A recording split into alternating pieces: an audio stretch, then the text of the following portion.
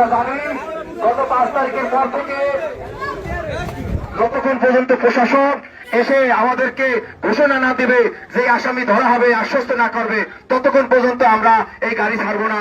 যারা দূর দূরান্ত থেকে এসেছে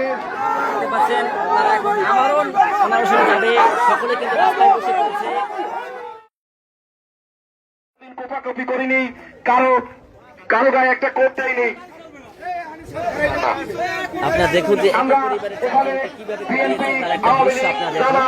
সহ বিভিন্ন রাজনৈতিক দলের সকল কর্মীরা এখানে উপস্থিত হয়েছেন, সাধারণ জনগণ উপস্থিত হয়েছেন, সর্বস্তরের জনগণ উপস্থিত হয়েছেন, মাদকপাশা বাজারের ব্যবসায়ীরা উপস্থিত আছেন এবং আশেপাশের সমস্ত এলাকার অর্থ অঞ্চলের সর্বস্তরের সহমত পোষণ করেছেন এবং অবশ্যই তিনি আসতেন, উনি পারেন নাই, আমাকে পাঠিয়েছেন। প্রথম কথা হচ্ছে সন্ত্রাসীদের সাথে কারো কোনো আপোষ নেই। আপনাদের যেমন আপোষ নেই, আমাদেরও আপোষ নেই। আমি যতটুকু জেনেছি, ঘটনা যখন ঘটে তখন আমি ছিলাম না, আমি কুমিল্লাতে গিয়েছিলাম একটা মামলার কাজে। তো আসার পরে যেটা শুনতে পাই সেটা হচ্ছে একটা পারিবারিক বা বিবাহ সংক্রান্ত ঘটনাকে কেন্দ্র করে এক পক্ষের লোকজন, মহসিন গাজী, হৃদয় গাজী, সোহেল গাজী সম্ভবত নাম, মন্নান গাজী, তারা হচ্ছে খুব নির্মম এবং নিষ্ঠুর ভাবে প্রতিপক্ষের উপর হামলা করে এবং তারা প্রচন্ড রকমের আঘাতপ্রাপ্ত হয়।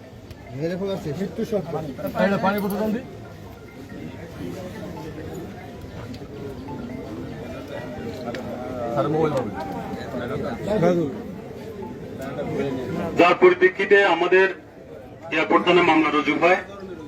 আপনাদের একটু সদয় অবগতির জন্য জানাই, এই মামলার দায়িত্ব দেওয়া হয় রিয়াজুল সাহেবকে। তিনি একদম নতুন এখানে, আমার মনে হয় ওনার বয়স এখন 1 সপ্তাহ হয়নি, এখনো উনি রাস্তাঘাট চিনে না। নতুন ভাবে যেহেতু সাব ইন্সপেক্টর, উনাকে তো মামলা তদন্তের দায়িত্ব দিতেই হবে, উনি দায়িত্ব প্রাপ্ত হয়েছে এবং আমার জানা মতে এই বরিশাল মেট্রোপলিটনের একজন নাম করা অফিসার। উনি কোতোয়ালি, কাউনিয়া সহ ভালো ভালো জায়গায় চাকরি করছে, সুনামের সহিত চাকরি করছে। এখানেও অনেকের সাথে ওনার ভালো সম্পর্ক আছে। এখন এখানে আপনারা যে বক্তব্য দিয়েছেন, আমি একটু নিবৃতে দাঁড়িয়ে আপনাদের সবার বক্তব্য শুনেছি। তাই আমার একটু কাইন্ডলি আমার কথাটা একটু শুনুন। আমি আপনাদের লোক। আমি কার লোক? আমি আপনাদের লোক। আমি এই থানায় যদি আগামী 5 ঘন্টাও থাকি আপনাদের পক্ষে কাজ করবো। আমি কোন সন্ত্রাসীর পক্ষে কাজ করবো না, কোন মাদক ব্যবসায়ীর পক্ষে কাজ করবো না। ঠিক আছে? তো আমি আসছি, আসার পরে এখানে অনেক শ্রদ্ধাভাজন বড় ভাই বক্তব্য রেখেছেন।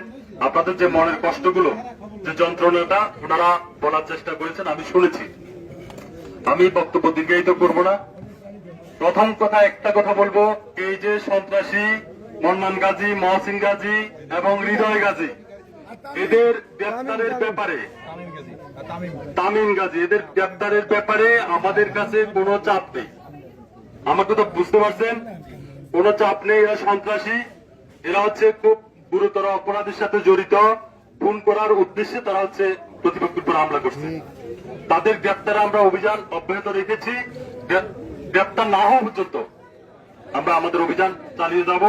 আর একজন পুলিশ পরিদর্শক তদন্ত হিসেবে আমি আপনাদের কথা দিচ্ছি, এই মামলার পাই টু পাই আমি আমার আয়ুর সাথে পরামর্শ করে আপনাদের এই মামলা যাতে সর্বোচ্চ উপকার হয়, সর্বোচ্চ বিচার পান, এই সন্ত্রাসী অপরাধীরা যাতে বিচারের কাঠগড়ায় দাঁড়াতে হয়, সেটার জন্য যেটা করা দরকার সেটা করার নিশ্চয়তা আমি আপনাদের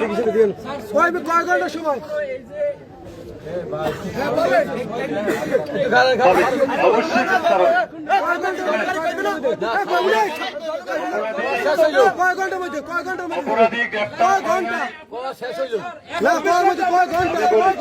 আমি বলি, অপরাধী গ্রেপ্তার হয় নাই মানে হচ্ছে বিচার পাওয়ার সম্ভাবনা শেষ হয়ে যায় নাই। এই মামলাটা এখনো তদন্তাধীন আছে, আসামি গ্রেপ্তারের জন্য অভিযান চলতেছে, আসামি গ্রেপ্তার হবে।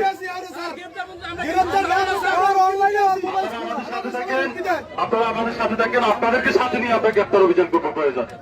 ঠিক আছে? এই আসামি গ্রেপ্তার না হওয়া পর্যন্ত আমরা চেষ্টা কাজ করবো।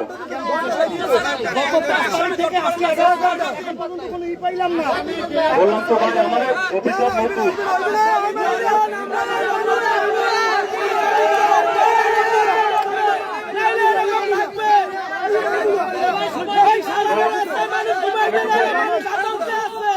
মানুষ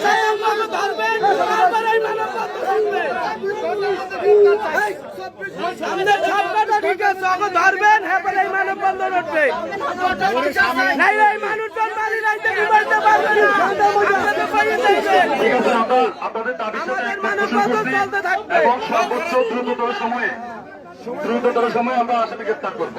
ঠিক আছে,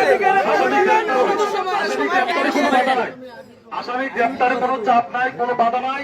আমাদের কাজ করতে দেন, আমরা কাজ করতেছি, আসামি গ্রেপ্তার করবো ইনশাল্লাহ। 24 ঘন্টার মধ্যে আসামি গ্রেপ্তার করতে হবে। 24 ঘন্টা আসামি গ্রেপ্তার হবে, আপনারা 24 ঘন্টার ভিতরে